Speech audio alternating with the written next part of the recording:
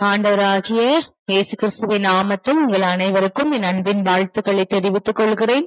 இந்த ஆசீர்வதிக்கப்பட்ட நாளை காண செய்த நம் தேவாதி தேவனுக்கு கோடான கொடி ஸ்தோத்திரங்களை ஏறெடுக்கிறேன். இந்த நாளிலும் கூட பரிசுத்த ஆவியானவர் நமக்கு என்ன காரியத்தை கற்றுத்தருவார் என்பதை நாம் தியானிப்போம். எரேமியா அதிகாரம் 15 வசனம் 21. நான் உன்னை பொல்லாதவர்களின் கைக்கு தப்புவித்து உன்னை பலவான்களின் கைக்கு நீங்களாக்கி விடுவிப்பேன் என்கிறார். ஆம் பிரியமானவர்களே, நம்மை ஆண்டவராக இயேசு கிறிஸ்து பொல்லாதவர்களின் கைக்கு தப்புவிக்கிறவராயிருக்கிறார். மனிதர்கள் நிமித்தமாய் நமக்கு நிந்தைகள் ஏற்படலாம், போராட்டங்கள் வரலாம், ஏன் அந்தகார பொல்லாத வல்லமைகள் நிமித்தமாய் கூட நமக்கு போராட்டங்கள் வரலாம். ஆண்டவர் சொல்லுகிறார், நீ என் கரத்தில் இருக்கும் பொழுது பொல்லாதவர்கள் உன் கைக்கு தப்புவித்து உன்னை பலவந்தரின் கைக்கு நீங்களாக்கி விடுவிப்பேன்.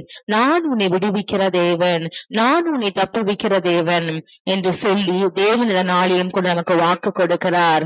நான் தேவனை அதிகமாய் தேடுகிறேனே, தேவனை அதிகமாய் நான் பிரியப்படுகிற காரியத்தை செய்கிறேனே, என் வாழ்க்கையிலே சத்துரு ஏதாவது செய்து விடுவானா, அவனுடைய ஆளுகை என் வாழ்க்கையில இருந்து விடுமா, என்னை வீழ்த்துவதற்கு அவன் ஏதாவது துரிதமாய் காரியத்தை செய்வானா என்று சொல்லி ஒரு பயத்தோடே கூட தேவ சமூகத்தை நாம் நெருங்குவோம் என்றால் அப்படிப்பட்டவர்களுக்காய் ஆண்டவர் இந்த நாளிலும் வாக்கு கொடுக்கிறார்.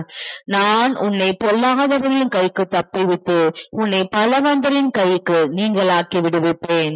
எதுவும் உன்னை மேற்கொள்ளாது.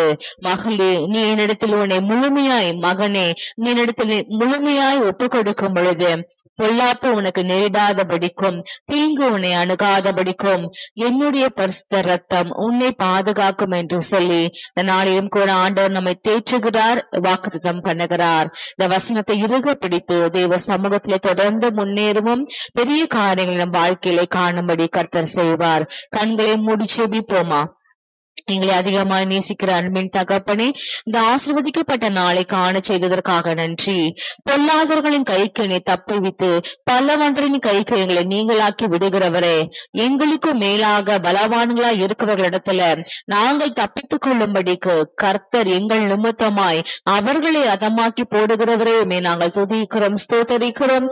பராக்கிரமம் செய்கிற கர்த்தர் எங்கள் பட்சத்தில் இருக்கிறபடியினாலே நாங்கள் ஒரு நாளும் அசைக்கப்படுவதில்லை. நன்றியோடு நாங்கள் துதிக்கிறோம், ஸ்தோத்தரிக்கிறோம். இயேசுவின் நாமத்தில் ஜெபிக்கிறோம் பிதாவே, ஆமென்.